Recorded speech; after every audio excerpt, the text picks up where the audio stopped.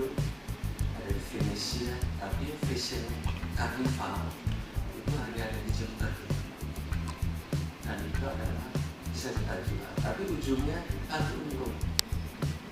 Nah terakhir mungkin tadi bagus sekali pidatonya takut kepala daerah lain, jadi menyadari. Jadi kalau saya bilang, kalau pebisnis itu menghitung keuntungan itu dengan IRR, internal rate of return. Kalau untung akan dieksekusi. Nah, bagi seorang bupati, pidatonya bupati itu cara menjelaskan yang bagus. Jadi saya pakai bahasa teknis. Itu namanya ERR, Economic Rate of Return. Jadi impact ekonomi lah yang diambil oleh kabupaten. Kan bupatinya atau kabupaten itu mengambil keuntungan dari event. Jadi ada di suatu tempat di satu daerah ada satu taman wisata yang untung. Malah bupatinya cemburu. Kenapa yang untung kok PT ini? Nah, itu sangat besar seorang bupati. Perusahaan itu harus untung, harus untung.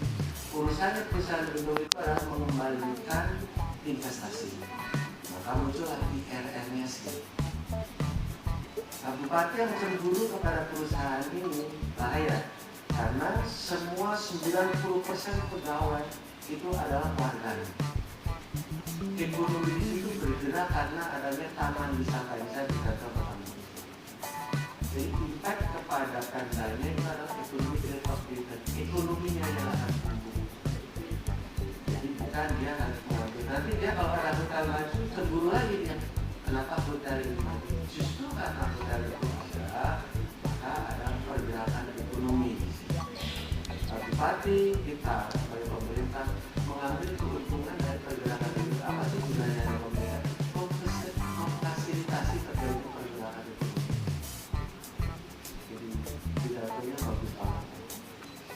Dan saya sedih kalau bupati tidak harus Anda punya di perusahaan itu, tapi karena ada perusahaan itu, maka aktivitas ekonomi di destinasi itu kan.